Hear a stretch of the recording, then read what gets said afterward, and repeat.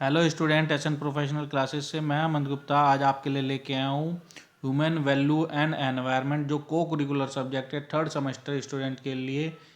तीनों स्ट्रीम के बच्चे बीए, बीकॉम, बीएससी और चौथी स्ट्रीम बीबीए, सभी में को करिकुलर सब्जेक्ट कंपलसरी है। सभी स्टूडेंट के लिए एक ही सब्जेक्ट है, एक ही सिलेबस है, तो उसका नेक्स्ट पार्ट। तो चलिए स्टूडेंट स्टार्ट करते हैं। आज का फर्स्ट क्वेश्चन है, CSR क्षेत्र किसके साथ निकटता से जुड़ा हुआ है।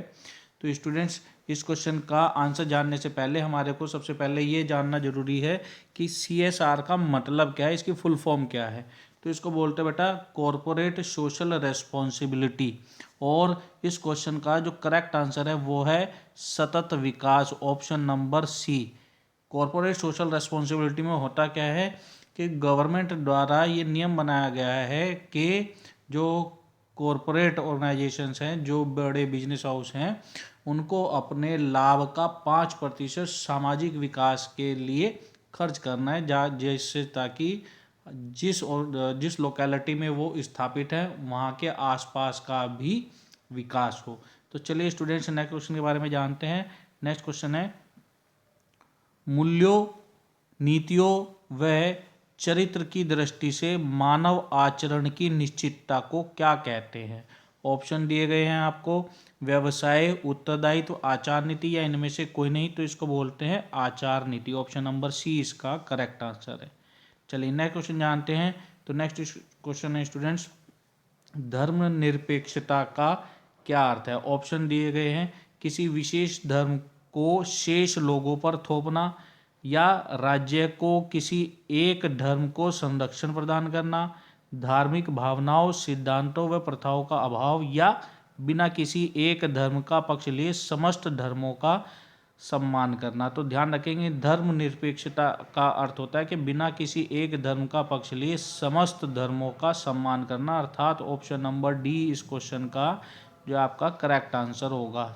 चलिए नेक्स्ट क्वेश्चन जानते हैं। तो नेक्स्ट क्वेश्चन है, धर्मनिरपेक्षता से आप क्या समझते हैं।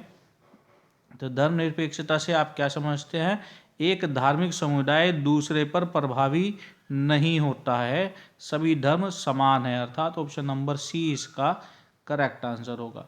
चलिए नेक्स्ट क्वेश्चन जानते हैं बेटा, बड़ा ही इंपॉर्टेंट क्वेश्चन है। क्या कह रहा है कि कॉन्सेप्ट ऑफ इकोलॉजी ग्रंथ को कारमेंडी ने किस वर्ष प्रकाशित किया था। तो ये प्रकाशन का वर्ष था 1942। स्टूडेंट, इस क्वेश्चन को आपसे ऐसे भी पूछ सकता है कि कॉन्सेप्ट ऑफ इकोलॉजी ग्रंथ को किसने प्रकाशित किया था। कारमेंडी ने किया था। कारमेंडी ने कब प्रकाशित किया था, 1942 में किया था। या ऐसे पूछ लेंगे कि 1942 में कारमेंडी ने किस ग्रंथ को प्रकाशित किया था। तो ध्यान रखेंगे कॉन्सेप्ट ऑफ इकोलॉजी को प्रकाशित किया था। तो इस क्वेश्चन को 3 अलग अलग प्रकार से पूछ सकता है, तो हमारे को बेटा अच्छे से तैयार करना है इस क्वेश्चन को। बड़ा इंपॉर्टेंट क्वेश्चन है, एग्जाम में कई बार पूछा गया है। चलिए अब नेक्स्ट क्वेश्चन जानते हैं। नेक्स्ट क्या है, आध्यात्मिक अथवा नैतिक प्रश्न पर मन को एकाग्र करने का अभ्यास प्राकृतिक विश्व का एक अथवा देवत्व के एक छवि प्रतिनिधि को किस रूप से जाना जाता है। ध्यान, चिंतन, सचेतन या प्रार्थना। तो इसको चिंतन से जाना जाता है, ऑप्शन नंबर बी इसका करेक्ट आंसर है। चलिए नेक्स्ट क्वेश्चन जानते हैं बेटा। नेक्स्ट क्वेश्चन है, विभिन्न पारितंत्रों में पाया जाने वाला विघटक है। विषाणु, एस्परजिल्स, रस्ट या एनाबीना। तो इसका जो करेक्ट आंसर है वो है रस्ट, ऑप्शन नंबर सी इसका करेक्ट आंसर है। नेक्स्ट क्वेश्चन है, भोजन निर्माण के लिए उत्पादक मूल रूप से प्रयोग करते हैं। मूल रूप से किसका प्रयोग करते हैं, कार्बन डाइऑक्साइड, ऑक्सीजन, नाइट्रोजन या हाइड्रोजन। तो ध्यान रखेंगे ये कार्बन डाइऑक्साइड का प्रयोग करते हैं, ऑप्शन नंबर ए इसका करेक्ट आंसर होगा। चलिए नेक्स्ट क्वेश्चन जानते हैं। तो नेक्स्ट क्वेश्चन है, पारिस्थितिकी पिरामिड को डिजाइन किया था। पारिस्थितिकी पिरामिड को किसने डिजाइन किया था। तो चार्ल्स एल्टन ने इसको डिजाइन किया था, ऑप्शन नंबर सी इसका करेक्ट आंसर होगा। ये ऑप्शन गलत लिखे गए हैं, ए, बी, सी और ये डी। तो इसका जो है सही आंसर होगा चार्ल्स एल्टन ने किया था। चलिए नेक्स्ट क्वेश्चन जानते हैं। पारितंत्र में कौन सा पोषक तत्व की भूमिका नहीं निभाता है? पारितंत्र में निम्न में से कौन सा पोषक तत्व की भूमिका नहीं निभाता? पौधे। ऑप्शन नंबर ए इसका करेक्ट आंसर है। चलिए नेक्स्ट जानते हैं। नेक्स्ट क्वेश्चन है, कॉन्सेप्ट ऑफ इकोलॉजी ग्रंथ को कार्मेंडी ने किस वर्ष प्रकाशित किया था? ये दोबारा आ गया क्वेश्चन, तभी जाना था हमने 1942 में। चलिए नेक्स्ट क्वेश्चन जानते हैं। आध्यात्मिकता का क्या अर्थ है? आध्यात्मिकता का क्या अर्थ है? तो आप जानेंगे कि प्रत्येक व्यक्ति के अंदर असंतोषजनक गहरी इच्छा व जिस तरह से व्यक्ति उस इच्छा का समाधान करते हैं उसको आध्यात्मिकता कहते हैं। ऑप्शन नंबर सी इसका करेक्ट आंसर होगा। नेक्स्ट क्वेश्चन है, एक कृत्रिम पारितंत्र कौन सा है? दलदल, चारागाह, जल जीवशाला या स्रोता? तो ध्यान रखेंगे जल जीवशाला एक कृत्रिम पारितंत्र है। ऑप्शन नंबर सी इसका करेक्ट आंसर होगा। नेक्स्ट क्वेश्चन जानते हैं बेटा। नेक्स्ट क्वेश्चन है, पारिस्थितिकी तंत्र की संकल्पना को प्रतिपादित किया था? किसने किया था? A.G. टॉन्सले ने किया था। ऑप्शन नंबर सी इसका करेक्ट आंसर है। स्टूडेंट्स इस वीडियो को अपने अन्य मित्रों के साथ जरूर शेयर करें ताकि वो भी इस वीडियो का बेनिफिट ले सके, और यदि आपने चैनल को अब तक सब्सक्राइब नहीं किया तो चैनल को जरूर सब्सक्राइब कर लें ताकि इसी प्रकार के अपडेट आपको टाइम टू टाइम प्राप्त होते रहें। तो चलिए नेक्स्ट क्वेश्चन जानते हैं। नेक्स्ट क्वेश्चन है, पारितंत्र का कौन सा एक अजैविक अंग नहीं है? आर्द्रता, प्रोटीन, कवक या कार्बन डाइऑक्साइड? तो ध्यान रखेंगे इस क्वेश्चन का जो करेक्ट आंसर आएगा वो आएगा ऑप्शन नंबर सी कवक। नेक्स्ट क्वेश्चन है, जलीय पारितंत्र में पिरामिड सदैव उल्टा होता है? जैव भार का, ऊर्जा का, संख्या का या वन का? तो ध्यान रखेंगे जैव भार का। ऑप्शन नंबर ए इसका करेक्ट आंसर होगा।